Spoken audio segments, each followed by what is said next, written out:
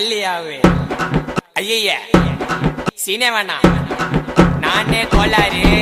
ஐயோ பள்ளி சாமா ரேம்பு சாமா விதவிதமா பொருளி தொண்டையில தான் குத்துனாக்கா வராதுடா குரலி டேய் கோயந்து அப்படியே வெட்டுறா